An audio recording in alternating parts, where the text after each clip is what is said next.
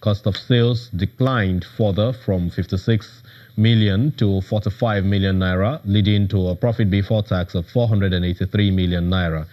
An unimpressive profit after tax of 348 million naira also came in at 84.4% lower than the 2.2 billion naira reported in the previous year. USA Nigeria is currently trading at 9 naira 40 kobo. Well, historically in the Nigerian stock markets, the fourth quarter of the year comes with losses in October specifically and becomes even worse in November as prices become low enough for investors to take position ahead of a projected rally in December. Investment analyst with Kodros Capital, Bola joins us now to reflect on how prices played out in the markets in this month of October that just ended some 2-3 days ago. Good evening, Bola. Thanks a great deal for joining us on Capital Markets again. Good evening, Temple. So, tell us what was your impression, your views for the month of October. At a point in time, we saw 2 or thereabout sharp losses as a result of profits taken by the return of, based on the return of the foreign investors. Give us what you noticed actually in the month of October.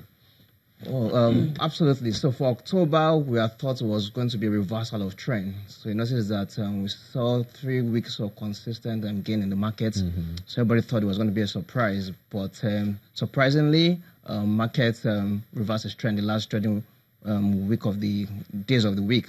We had thought that Dangote Cement was going to buck the trend. But it just didn't. Yeah, because we saw huge rallies in Dangote Cement. But of course, we saw it lost the last trading day of the month. Yeah. The market lost 2.38%. Of course, the market closed 0.8% by the end of October. So we saw a bit of renewed interest, like you mentioned, in some of the counters. We saw some of the FPIs return in the market. Of course, valuation has always been attractive, and that also attracted a lot of the FPIs in the month of October.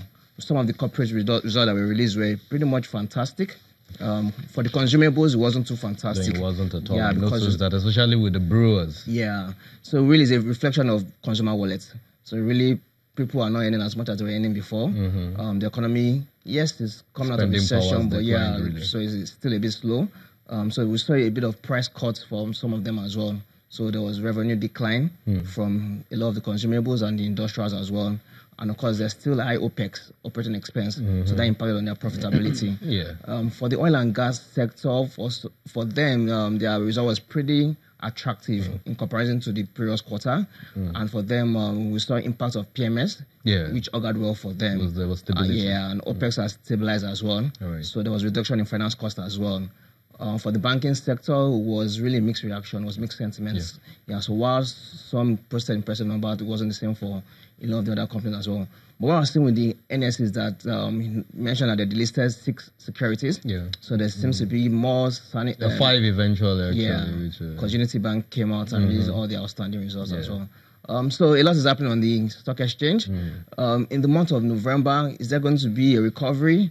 I still think market recovery is still going to be elusive. But what we're going to see is that we're going to see a bit of re-entry in the month of November based on trend. So historical trend shows that October and November is really like a month that we see declines in the market, and December we see a bit of rally. So we expect. Why is it like that? Well, so really Q3 results, we don't really expect to have much impact on the market. Full year results, H1 results, because of the paid dividend and all that, we usually see a lot of interest from investors. But for Q3 numbers, really, we don't usually see impact on the market. And for October, November, because the market has dipped quite enough, so really investors buy the dip, and of course they trade the rally. Okay, so how then do we get to see this rally in December? What informs it basically? So it's basically, so market has dipped enough, like I said, so you're getting... Prices would have gotten to the base. Yeah. Kind of.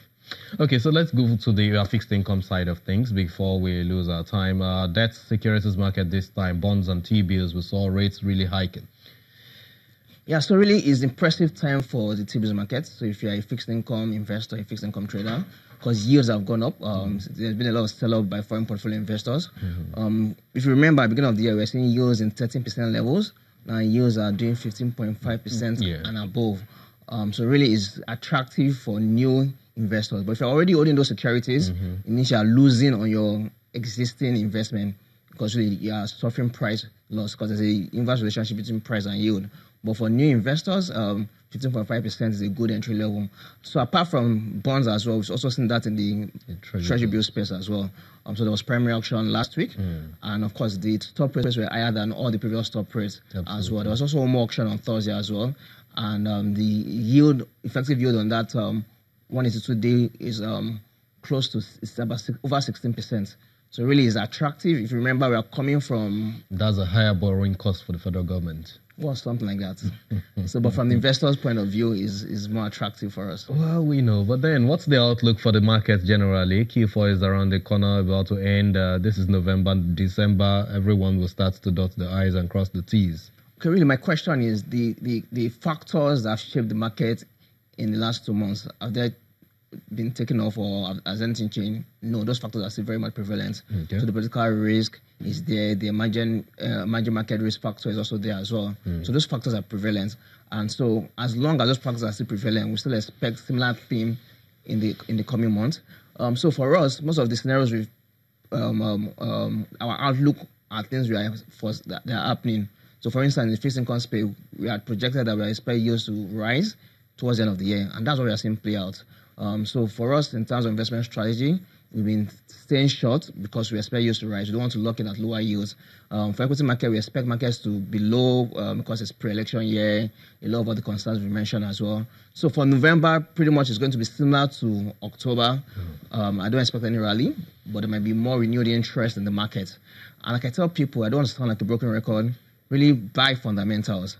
So if you remember, beginning of the year, Skybank gained close to 200%. Yeah. And Skybank is a company that has not released results in several years. In terms of credit rating, they've not been rated.